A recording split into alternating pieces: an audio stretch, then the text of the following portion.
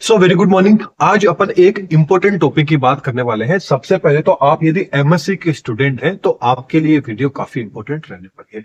आप काफी लोगों के कमेंट्स आए थे, उस कमेंट्स में से जो ज्यादातर क्वेश्चन पूछे गए थे उन क्वेश्चंस को मैंने पिकअप किया है। सबसे पहला जो क्वेश्चन है वो तो ये पूछा जाता है कि भाई पेपर है वो कैसे लिखें। एमएससी में आ गए तो एमएससी में थोड़ा सा लिखने का स्टैंडर्ड है वो भी क्या हो जाता है, थोड़ा सा हाई हो जाता है। तो उसके अंदर एग्जाम में कैसे लिखें वो मैं आपको बताऊंगा। जिस तरीके से मैं बताता हूं, जो जो पॉइंट मैं आपको बताता हूं वैसे आप लिख के आएंगे तो आपका रिजल्ट रहेगा वो 100% अच्छा रहने वाला है। तो कौन कौन से तरीके हैं वो सारी चीजें अपन आगे बात करेंगे। इसके अलावा अगला जो क्वेश्चन है वो आ जाता है कि भाई पेपर कई बार बेक लग जाता है, तो बेक पेपर ना लगे तो ऐसा क्या करें। वो तरीका मैं आपको बताऊंगा कि भाई जो तरीका मैं बताता हूं वैसा अपनाएंगे तो चांस ये रहेगा कि आपके बेक है वो बिल्कुल भी ना आए। इसके अलावा ये क्वेश्चन सबसे ज्यादा बार पूछा जाता है, most important very very question ये पूछा जाता है कि भाई एमएससी के एग्जाम में क्या हम हिंदी में भी लिख सकते हैं। जरूरी थोड़ी ना है कि भाई हिंदी में लिखें, मतलब इंग्लिश में लिखें। हिंदी में लिख सकते हैं या नहीं लिख सकते हैं। यदि हिंदी में लिख के आ जाते हैं तो क्या होगा कि एग्जामिनर नंबर देगा या नहीं देगा। ये सारे के सारे जो आपके सवाल है वो उन सारे सवालों के जवाब आज आपको इस वीडियो के अंदर आपको मिल जाएंगे। इसके अलावा जो तरीका मैं आपको बताऊंगा उस तरीके को यदि आप फॉलो करते हैं तो 10 से 20 नंबर तक आपके एक्स्ट्रा मिलने के आपको चांसेस रहेंगे। एक बार फिर से रिपीट कर देता हूं, जिस तरीके से मैं आपको बताऊंगा यदि वो सारी की सारी स्टेप आप फॉलो करते हैं ना तो आप 100% देख लीजिएगा। जैसे मान लीजिए आप अभी सेकंड सेमेस्टर में हैं, एक तो आप अपना जो फर्स्ट सेमेस्टर में जिस आप अपने अकॉर्डिंग पेपर देके आए थे वो तरीका देख लीजिएगा। एक जिस तरीके से आज मैं आपको बताऊंगा उस वो तरीका फॉलो करके आप अगला जो आपका आने वाला पेपर है सेमेस्टर है उसके अंदर आप उस चीज को फॉलो कीजिएगा और कंपेयर कीजिएगा कि पिछले सेमेस्टर में ज्यादा नंबर आए या इस सेमेस्टर में ज्यादा नंबर आए हैं। 100% आपके 10 से 15 नंबर तक एक्स्ट्रा इस सेमेस्टर में आपको देखने को मिल जाएंगे। जो तरीका मैं बताता हूं उसको आप यदि फॉलो कर लेते हैं तो इससे पहले चैनल पे नए हैं तो चैनल को सब्सक्राइब कर लीजिएगा, क्योंकि यहां पर आपको बीएससी एमएससी से लेवल का हर तरह का कंटेंट हो गए, नोट्स हो गए, वीडियो लेक्चर हो गए, इंपॉर्टेंट क्वेश्चन हो गए, हर एक चीज है वो आपको देखने को मिलती है। इसके अलावा प्ले स्टोर पे अपनी एप्लीकेशन है, एक बार एप्लीकेशन को डाउनलोड करके उसको भी विजिट जरूर कीजिएगा। चलिए, पहला जो पॉइंट है वो पॉइंट कौन सा आ जाता है, पेपर लिखने का तरीका, कि किस तरीके से अपन पेपर लिखें। अब देखिए, आप खुद एक बार एक चीज सोच के देखिए, मैं 2-3 मिनट से बोल रहा हूं, आप लोगों ने पूरी की पूरी मेरी बात सुनी। कई लोग होंगे जिन्होंने स्किप कर दिया, कोई दिक्कत नहीं है, लेकिन आप में से कुछ लोग होंगे उन्होंने क्या किया है, अभी तक ये वीडियो देख रहे हैं। क्यों देख रहे हैं? क्योंकि जो चीज मैं आपको बता रहा हूं वो चीज आपको क्या आ रही है, समझ में आ रही है कि भाई क्या बोलने वाला हूं, चीज इंपॉर्टेंट है या नहीं है, क्या नहीं है।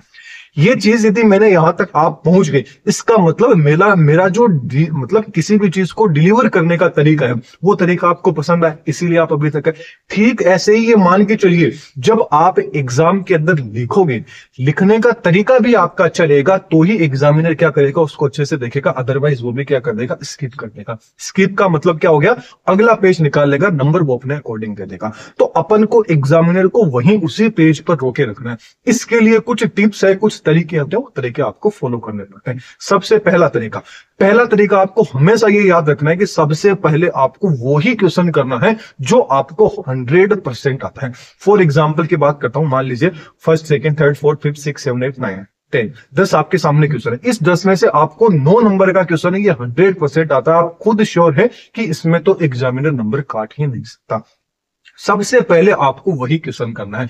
अब जैसे आप क्या करोगे, कई लोगों के मन में मेंटेलिटी यही होती है, जब अपन 10th 11th 12th क्लास में थे तब से स्कूल के अंदर बताया जाता है कि पहला क्वेश्चन हमेशा पहले पेज से ही स्टार्ट करना है, मतलब सबसे पहला पेपर के अंदर जो पहला क्वेश्चन आता है वही करना है। तो कई लोग क्या करते हैं, पहला क्वेश्चन हेडिंग लगा देते हैं, 2-3 पॉइंट आता है, बाकी पेज को क्या कर देते हैं, स्किप, खाली छोड़ देते हैं। तो एग्जामिनर को वो फर्स्ट इंप्रेशन ही आपका अच्छा नहीं लगा, क्योंकि फर्स्ट में ही आपके या तो क्वेश्चन गलत हो गए या आपने उसके अंदर स्टार्टिंग में ही बना के आपने क्या लिख दिया, आंसर लिख दिया। लेकिन क्वेश्चन नंबर 9 आपको पूरा आ रहा था, उसमें से 20 में से 20 नंबर आ रहे थे, लेकिन एग्जामिनर ने स्टार्टिंग में ही फर्स्ट पेज पे ही देख लिया कि इसको कुछ ही नहीं आ रहा है, तो वो जो आपको 9 नंबर वाला पूरा क्वेश्चन आ रहा था ना, उसके अंदर में से ही आपको आधे नंबर देके वो चला जाएगा। इस तरीके से आपका नंबर कट जाएगा। लेकिन यही चीज यदि आप पहले ही स्टार्टिंग में ही 90 क्वेश्चन से स्टार्ट करते हैं और उसको एकदम डिटेल के अंदर अच्छे से डायग्राम के साथ में साफ तरीके से अच्छे से लिख देते हैं, एक्सप्लेन कर देते हैं, फिर यदि आपको मान लीजिए फर्स्ट नंबर का क्वेश्चन है, उसमें से आपको जोड़ जोड़ के लिखना है, फिर आप जोड़ के लिखते हैं, तो आपको 2 नंबर एक्स्ट्रा जरूर मिलेंगे। किस चीज के मिलेंगे? क्योंकि आपने जो फर्स्ट इंप्रेशन था, सबसे पहला वाला क्वेश्चन था, वो आपने अपना एकदम बेस्ट दिया है। इस बेसिस पे आपको उसके अंदर भी नंबर अच्छे मिलेंगे। ये चीज आपको फॉलो 100% करनी है। जो क्वेश्चन आपको सबसे अच्छा आता है, सबसे बेस्ट आता है, स्टार्ट आपको वहीं से करना होगा। अब ऐसा नहीं है कि क्वेश्चन स्टार्ट तो वहीं से कर दिया, लेकिन अब उसको लिखने का तरीका भी होना चाहिए। लिखने के तरीके से मतलब हो गया आपको कलरफुल पेन क्या करने हैं, यूज करने। आज तक किसी ने नहीं बताया होगा, मैं भी आपको बता रहा हूं, तो आपको ये लग रहा होगा कि भैया क्या हो गया कलरफुल पेन, इतना तो टाइम ही नहीं मिलता है कि पेन को चेंज करने में ही टाइम निकल जाएगा। आप एक बार सोच के देखिए कि यदि मैं किसी चीज को एकदम अच्छे से डेकोर करूंगा तो ही आप उस पर क्लिक करोगे, अदरवाइज आप भी स्किप करके चले जाओगे। ठीक ऐसे ही एग्जामिनर को भी यदि वो चीज सुव्यवस्थित तरीके से दिखेगी तो वो क्या करेगा, उस चीज को देखेगा। तो इसका मतलब हो गया कि जो आप क्वेश्चन स्टार्ट करते हैं उसकी जो हेडिंग होती है, उस हेडिंग को ब्लैक पेन से आप लगाइए। 2 ही पेन का यूज कीजिए, ब्लैक पेन हो गया एंड आपका ब्लू पेन हो गया। ब्लैक पेन से आपकी हेडिंग लगा दी, फिर थोड़ा थोड़ा गेप लगा के आप इस तरह से लिखिए। ऐसे नहीं कि एक ही लाइन में एकदम लिख दिया, जैसे इतना पैराग्राफ हो गया, फिर एक लाइन छोड़िए, फिर आगे लिखिए। जिस तरीके से मैं नोट्स बनाता हूं, मेरे आप लोगों ने नोट्स देखे होंगे, मैं आप लोगों को भी नोट्स देता हूं, तो गेप लगा के, ऐसे नहीं है कि पूरी की पूरी एक ही लाइन कहीं गेप नहीं छोड़ा, एकदम खींचड़ी लिखते, तो पढ़ने में मजा नहीं आता। पढ़ने में मजा कब आएगा? जब आप छोटे छोटे पैराग्राफ्स बना के कहें उसको अच्छे से लिखेंगे, एंड जो भी चीज इंपॉर्टेंट है उसको क्या है ब्लैक पेन से हाईलाइट कर दीजिए। अब कई लोग क्या करते हैं, मान लीजिए इतना सा लिखा, अब ये क्या हो गया, गलत हो गया, तो आप लोग क्या करेंगे, इस पूरे को ऐसे क्या कर देते हैं, ऐसे कर देते हैं। तो एग्जामिनर का जो दिमाग है, अब अभी पूरे बोर्ड आप देख रहे हैं, इस पे आपको सबसे अजीब लाइन यही लाइन लग रही है क्योंकि मैंने इसको काट दिया। अब यही चीज देखिए कि यदि मेरी ये लाइन गलत होगी तो मैं इसको क्या करूंगा, हल्का सा क्या कर दूंगा, कट लगा दूंगा। हल्का सा क्या लगा दिया भाई, कट लगा दिया। अब इतना जल्दी क्या है, इसके ऊपर आपका ध्यान नहीं जाएगा, लेकिन मैं इसको ऐसे काट के बता देता हूं, एग्जामिनर को कहता हूं कि भाई यहां मैंने गलती कर दी है, यहां से तुम मत पढ़ना, तो वो एग्जामिनर वहीं पे ही पढ़ेगा और आपके नंबर है वो नंबर कटने के चांसेस रहेंगे। तो इन चीजों का आपको क्या है, तरीका है, इनका आपको ध्यान रखना है, बेसिक चीजें हैं। एंड डायग्राम है वो आप पेन से बना सकते हैं, उसमें कोई दिक्कत नहीं है, एमएससी में आ गए हैं तो एग्जामिनर को पता है इतना टाइम नहीं रहता, तो आप जो डायग्राम है उस डायग्राम को आप पेन से इजीली बना सकते हैं। तो ये क्वेश्चन तो आपका हो गया। इसके साथ में बेक लगने का तरीका भी अच्छे से निकल गया। क्यों बेक लगने का तरीका कैसे होता है, जैसे आपने स्टार्टिंग में ही क्या कर देते हैं कि खराब क्वेश्चन जो आपको आ ही नहीं रहा है उसमें बना बना के लिख देंगे, लास्ट में आपको आ रहा है आने वाले लिख दी, तो नंबर तो वैसे ही कट गए ना, वो नंबर कट गए, इसीलिए तो आपके क्या लग जाता है, पेपर में बेक लग जाता है। अब देखिए इसका एक तरीका और रहता है, जैसे फॉर एग्जांपल लीजिए टोटल आपके सामने कितने हैं, 10 क्वेश्चन है।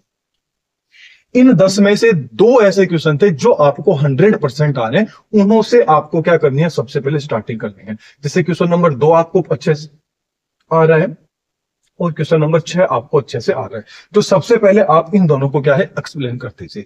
इसके बाद में अब वो क्वेश्चन आप कीजिए जो आपको थोड़े बहुत आ रहे हैं, जिनमें आप बना के लिख सकते हैं, तो उन क्वेश्चंस को आपको क्या करना है, उसके बाद में लिख देना है। इसके लास्ट के अंदर अब आपको वो क्वेश्चन करना है, क्योंकि देखिए टाइम मैनेजमेंट सबसे बड़ा रोल रहता है एग्जाम के अंदर। यदि अपन पहले ही बना बना के लिखेंगे तो जो क्वेश्चन आ रहे हैं उसमें टाइम नहीं मिलेगा, इसी के कारण इसीलिए आपका क्या है, जो पेपर है वो पेपर छूट जाता है। आप लोग कहते हैं कि भाई क्वेश्चन तो मेरे को आ रहा था लेकिन टाइम ही नहीं मिला, वो जो टाइम मिलना था वो टाइम तो आपने बना बना के जो आपने खुद से क्वेश्चन लिखने थे उसमें आपने निकाल दिया। तो सबसे पहले स्टार्टिंग हमेशा उसी क्वेश्चन से आपको करनी है जो आपको 100% आ रहे हैं। अब कई लोग क्या करते हैं कि 10 में से किन्हीं लोगों को 4, 5, 6 क्वेश्चन आती है, वो बाकी के क्वेश्चन को क्या छोड़ के आ जाते हैं। छोड़ के आओगे तो भी आपको 0 नंबर मिलेंगे, नहीं छोड़ के आओगे तो भी आपको 0 नंबर मिलने, क्योंकि वो चीज आ ही नहीं दी है। तो इससे अच्छा एक रिस्क ये लीजिए ना कि भाई मान लीजिए कोई क्वेश्चन आपको नहीं आ रहा है, मान लीजिए कोई भी क्वेश्चन ऐसा है जो आपने पढ़ा ही नहीं, आपको समझ में ही नहीं है क्या है, तो जो आप पढ़ के आए हैं ना वो लगा दीजिए। जैसे फॉर एग्जाम्पल क्वेश्चन नंबर 5 था, क्वेश्चन नंबर 5 आपको बिल्कुल भी नहीं आ रहा, आपने उसका नाम ही नहीं सुना है, तो अब आपको क्या करना है, आपको क्वेश्चन नंबर 5 लगाना है। अब आप जो भी पढ़ के आए हैं, जिस चीज का पेपर, उसी से रिलेटेड जो भी आप पढ़ के आए हैं वो उस आंसर के अंदर आप लिख दीजिए। पहला ये कब करना है, ये आपको एकदम लास्ट के अंदर करना है, जिस टाइम पे आपने सारे क्वेश्चन जो आपको आ रहे थे वो आपने कर लिए, क्योंकि फिर आप बना के लिखोगे तो वो वाले क्वेश्चन आपके छूट जाएंगे। ये तरीका आपको कब अपनाना है, जब आपका पूरा पेपर कंप्लीट हो गया, अब आपको है ये लगता है कि मेरे को जितना आ रहा था उतना तो मैंने कर दिया, अब जो क्वेश्चन नहीं आ रहे उन पे आपको जाना है, और जो भी आप पढ़ के आए हैं अब वही चीज आप कर दीजिए। अब कई लोग कहेंगे कि भाई जितना ही पढ़ के आए थे उतना तो पहले ही लिख दिया, आप क्या करें? अब ये कीजिए कि जो भी आपने लिख दिया ना उनके अंदर से पॉइंट उठाइए और उन पॉइंट को यहाँ पे चिपका दीजिए। ये सबसे लास्ट वाला ब्रह्मास्त्र आपको यूज करना है। अब अगला सवाल आ जाता है, तो क्या होगा? इससे क्या होता है कि आपका जो पेपर है वो पेपर बेक लगने से बच जाता है, क्योंकि एक तो आप पहले ही क्वेश्चन छोड़ के आ गए तो उनके अंदर तो नंबर ऐसे ही कम मिलने। कई बार क्या होता है एक नंबर से भी रह जाते हैं, क्या पता कि वो एक नंबर एग्जामिनर आपको यहां दे दे और आपका पेपर वो क्लियर हो जाए। अब सबसे मोस्ट इंपोर्टेंट क्वेश्चन ये आ जाता है सबके सामने कि भाई एमएससी के अंदर हिंदी के अंदर लिखे या इंग्लिश के अंदर लिखे। तो देखिए एमएससी के अंदर सीधी सी बात है, अभी तक तो यही है कि एमएससी के अंदर आपको इंग्लिश के अंदर ही लिखना चाहिए। किस में लिखना चाहिए? इंग्लिश में लिखना चाहिए। लेकिन लेकिन लेकिन चीज ये भी इंपॉर्टेंट है कि कई लोग कहते हैं कि भाई हम तो हिंदी मीडियम से हैं तो हम इंग्लिश में कैसे लिखें। इसका एक बीच का तरीका होता है। बीच का तरीका मतलब व्हाट्सएप वाली लैंग्वेज बिल्कुल भी नहीं होती, व्हाट्सएप वाली लैंग्वेज नहीं। अब आपको क्या करना है, आपको जैसे देखिए मैंने ये वाला लिख रखा है, आंसर हिंदी में लिखें या इंग्लिश में लिखें। अब देखिए बीच बीच के अंदर आपने सबसे ज्यादा जो आपका फोकस है वो इसी पे गया ना, इन पे नहीं गया। हिंदी इंग्लिश पे आपका गया। इसका मतलब यदि आपको हिंदी इंग्लिश मिक्स में आप लिख सकते हैं, लेकिन जो मेन पॉइंट है, जैसे मैं यहां पे हिंदी ऐसे लिख देता तो क्या हो जाता है, थोड़ा सा गलत हो जाता, थोड़ा सा क्या हो जाता है, गलत इंप्रेशन पड़ता। इसलिए हिंदी को क्या लिखा मैंने, इंग्लिश में लिखा। या अंग्रेजी को मैं ऐसे भी तो लिख सकता है ना, अंग्रेजी, लेकिन इंग्लिश को ऐसे लिखा। मतलब जो मेन वर्ड है वो तो आपको इंग्लिश में लिखने, जैसे है हो गया, ही हो गया, था, में हो गया, या हो गया, ये आप क्या है हिंदी के अंदर लिख के आ सकते हैं। और यदि क्राइटेरिया की बात करें तो आप ये लेके चलिए 60 से 70% तक, 60 से 70% तक तो आप इंग्लिश का यूज कीजिए। कोशिश करिए कि जो मेन वर्ड है उनको अपन क्या है इंग्लिश में लिखते हैं। इसके अलावा जो आपका 40 से जो 30% का क्राइटेरिया है उसको आप क्या कर सकते हैं, हिंदी में करके आ सकते हैं। मतलब हिंदी और इंग्लिश, इंग्लिश जिसको अपन बोलते हैं ना, मिक्स के अंदर यदि आप लिख के आएंगे ना तो आपको अच्छे नंबर है वो ठीक ठाक नंबर एग्जामिनर आपको दे देगा। ऐसे नहीं है कि भाई एक बंदा तो है जिस मतलब जैसे फॉर एग्जांपल 20 नंबर का क्वेश्चन है, एक बंदा है जिसने पूरा का पूरा इंग्लिश के अंदर लिखा है, तो सीधी सी बात है पूरे में से पूरे नंबर तो उसी को ही मिलेंगे। लेकिन यदि आप ये वाला फॉर्मूला अपना लेते हैं तो आपको यहां पर भी 17 से 18 नंबर मिल जाएंगे, उसके कंपैरिजन में 1-2 नंबर कम मिलेंगे। लेकिन लिखा तो आपने भी एकदम सही है ना, बस आपने थोड़ा सा क्या कर दिया, उसको मिक्स में कर दिया। कोशिश तो आपको ये करनी है कि 100% आप क्या है इंग्लिश में ही लिखें, लेकिन आप यदि इस तरीके से लिख के आते हैं तो आप पास हो सकते हैं। अब आप कहेंगे सर इसका क्या मतलब हुआ, आपने तो दुविधा में डाल दिया। मैं आपके सामने हूं, मैंने भी एमएससी की है, तो मैंने भी जो तरीका है वो तरीका, देखिए हम भी हिंदी मीडियम से हैं तो मैंने भी जो तरीका है वो यही तरीका फॉलो किया था और आप सबके सामने हूं, मैं भी एकदम पास करके एमएससी आपके सामने आया। मतलब मैं यहां पर जो भी आपको चीजें बताता हूं ना वो खुद के ऊपर एक्सपेरिमेंट की हुई चीजें ही आपको बताता हूं कि भाई ऐसे ऐसे आप करोगे तो ऐसे पास हो जाओगे। ये जो तरीका मैंने आपको बताया ना, मैंने भी जिस टाइम पे एग्जाम दिया था यही तरीका भी मैंने फॉलो किया था, तो मेरे भी अच्छे नंबर मिल गए थे और पास इजीली हो गए थे। तो चलिए अब आप सबका एग्जाम आने वाला है, एग्जाम के लिए आप सबको बेस्ट ऑफ लक। इसके अलावा कोई भी डाउट रहता है तो आप मेरे को कमेंट सेक्शन में पूछ सकते हैं। एक बार प्ले स्टोर पे जाइएगा, ऐप को डाउनलोड जरूर कीजिएगा। तो चलिए अगले वीडियो में फिर मिलेंगे। Thank you.